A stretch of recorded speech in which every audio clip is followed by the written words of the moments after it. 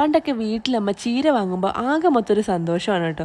ഉച്ചയൂണാകാൻ wait ചെയ്തിരിക്കും. ഇവിടെ ബാംഗ്ലൂർ വന്നതിന് ശേഷം ചീര എന്ന് കേൾക്കുമ്പോഴേ ആകെ മൊത്തം ഒരു കലിപ്പായിരുന്നു കേട്ടോ. എൻ്റെ മനസ്സിൽ ആദ്യം തോന്നുന്നത് എൻ്റെ ദൈവമേ ഇന്നത്തെ ലഞ്ചിൻ്റെ കാര്യത്തിൽ ഒരു തീരുമാനമായല്ലോ എന്നാണ്. എന്താണെന്നല്ലേ, ഇവിടെ ചീര വാങ്ങിച്ചാൽ സ്ഥിരം ഉണ്ടാക്കുന്ന ഒരു ഐറ്റമാണ് കേട്ടോ ഈ ഒരു ചീര സാമ്പാർ.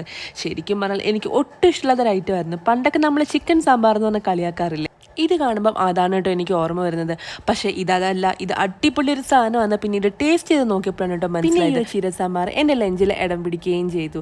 ചീര എന്നല്ല ഇവിടെ എല്ലാവരും പറയുന്നത് കീര സാമ്പാർ എന്നാണ് കേട്ടോ. അപ്പോൾ ഇതുണ്ടാക്കുന്നത് എങ്ങനെയാണെന്ന് നോക്കിയാലോ. ഇതിന് വേണ്ട ഐറ്റംസ് നമ്മുടെ സാമ്പാർ ദാൽ വേണം. അത് കണക്ക് തന്നെ ചീരത കുഞ്ഞായിട്ട് അരിഞ്ഞു വെച്ചത്, അത് കണക്ക് തന്നെ 2 തക്കാളി, പച്ചമുളക്, കുഞ്ഞുള്ളി, വെളുത്തുള്ളി, പിന്നെ കറിവേപ്പില. ഇത്ര ആയിട്ടുണ്ടെങ്കിൽ നമുക്ക് ഈ ഒരു അടിപൊളി ചീര സാമ്പാർ റെഡിയാക്കാം കേട്ടോ. അപ്പം ആദ്യം തന്നെ നമ്മൾ സാധാരണ സാമ്പാർ ഉണ്ടാക്കുന്ന പോലെ തന്നെ നല്ല രീതിയിലൊന്ന് വാഷ് ചെയ്ത പരിപ്പ് നല്ല രീതിയിൽ കുക്കറിലിട്ടൊന്ന് വേവിച്ചെടുക്കണം. അതിലേക്ക് നമ്മൾ കുറച്ച് ഉപ്പും കുറച്ച് മഞ്ഞൾപ്പൊടിയും കൂടെ ആഡ് ചെയ്ത് വേണം കേട്ടോ ഒന്ന് വേവിച്ചെടുക്കാൻ. അതിനുശേഷം തന്നെ നമുക്ക് ഒരു ചട്ടിയിലേക്ക് കുറച്ച് എണ്ണ ഒഴിച്ചതിന് ശേഷം അതിലേക്ക് കുറച്ച് കടുകിട്ട് പൊട്ടിക്കുക. അതിനുശേഷം വറ്റൽ മുളകും കറിവേപ്പിലയും കൂടെ നല്ല രീതിയിലൊന്ന് ആഡ് ചെയ്തതിന് ശേഷം അതിലേക്ക് ഉഴുന്ന് പരിപ്പിട്ട് നല്ല രീതിയിലൊന്ന് ഇളക്കി കൊടുക്കുക. ഈ ഒരു ഉഴുന്ന് പരിപ്പ് നല്ല രീതിയിലൊന്ന് മൂത്ത് ഒരു ലൈറ്റ് ബ്രൗൺ ആയിട്ട് വരുന്ന സമയത്ത് അതിലേക്ക് കുറച്ച് ജീരകം ഇട്ട് കൊടുക്കുക. ഈ ഒരു ജീരകമാണ് കേട്ടോ ഈ ഒരു ചീര സാമ്പാറിൻ്റെ ഹൈലൈറ്റ് എന്ന് പറയുന്നത്. അതിനുശേഷം നല്ല രീതിയിലൊന്ന് ഇളക്കി കൊടുക്കുക. അതിലേക്ക് ഇതുപോലെ കുഞ്ഞുള്ളിയും വെളുത്തുള്ളിയും കൂടി ഇട്ട് കൊടുക്കുക.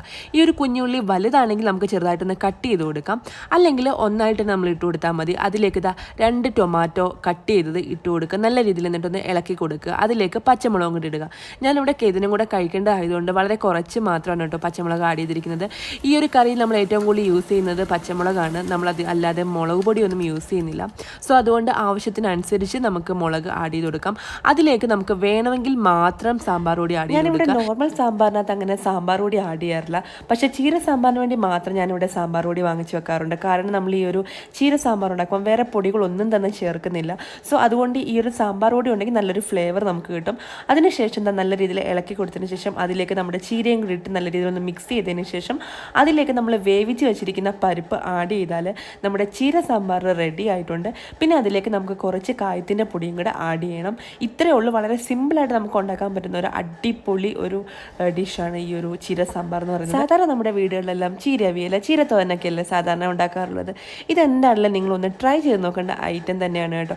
അതിൻ്റെ കൂടെ നല്ല അടിപൊളി വഴുതനങ്ങ മെഴുക്കുവരട്ടിയും അടിപൊളി മുട്ട പൊരിച്ചതും പിന്നെ വറ്റലും കൂടെ ഉണ്ടെങ്കിൽ പിന്നെ ഉച്ചയ്ക്കത്തെ ഊണ് കുശാലായി.